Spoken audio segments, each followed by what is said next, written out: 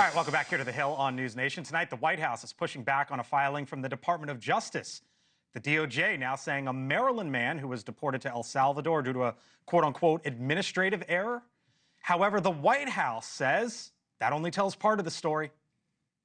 The administration maintains the position that this individual who was deported to El Salvador and will not be returning to our country was a member of the brutal and vicious MS-13 gang.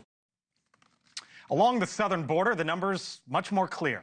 NewsNation is told the number of southern border encounters last month totaled nearly 7,200. That is down some 95% from this time last year, and even more if you compare it to 2023 and 2022.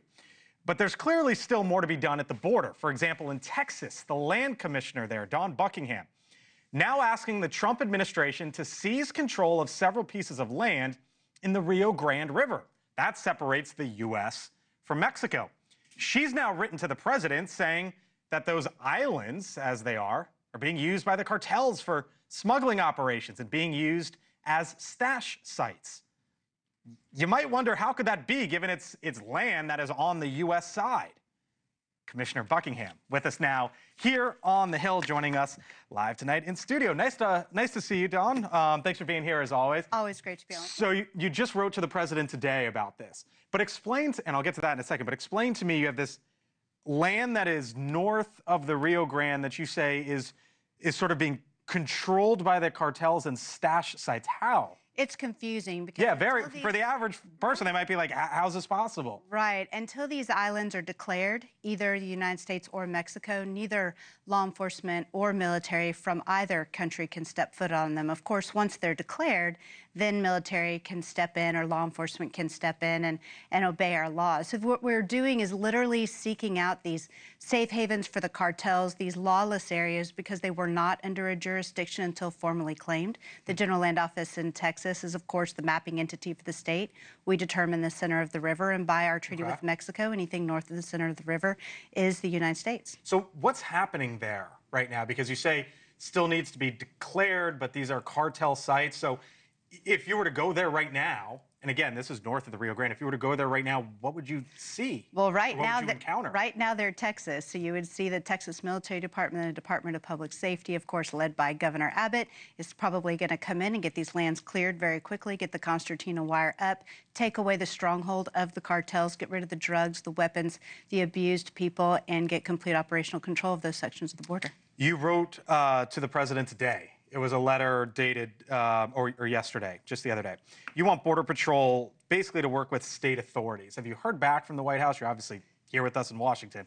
Have you heard back from the Trump administration? Where does that stand? Well, we are working seamlessly. Texas is working seamlessly, of course, with the federal government at this point.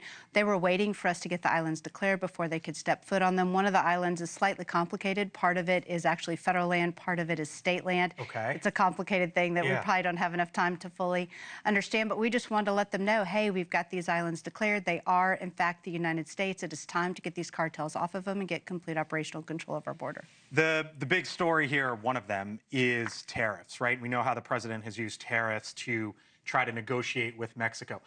We're going to have the big announcement tomorrow coming out of the White House, 4 o'clock from the Rose Garden. Does that complicate your job in any way? Does that complicate what's going on in Texas and down at the southern border? Absolutely not. In this context, the facts are the facts. How not? Because there's going to be some tough conversations, right, between the U.S. and Mexico going forward. There are, and there always have been. There are lots of conflicts between Mexico and the United States, whether you get to the water that they're not giving us based on their treaty. There's a lot of conflict there. But regardless, getting complete operational control of our border is our primary objective, and we're going to do it. Kristi Noem said the other day, it's not 100%, but it's close to. Is that where you think it is? We have seen a 95% reduction. We are getting rid of these last strongholds. Absolutely. Kristi Noem, the Trump administration, Texas, we're all working together to get it done. We'll leave it there. Dawn Buckingham is the land commissioner. Thanks for being with us again. My pleasure. Talk to you soon. Thank you for watching. And make sure you go to joinnn.com to find NewsNation on your television provider. And don't forget to click the red subscribe button below to get more of NewsNation's fact-driven, unbiased coverage.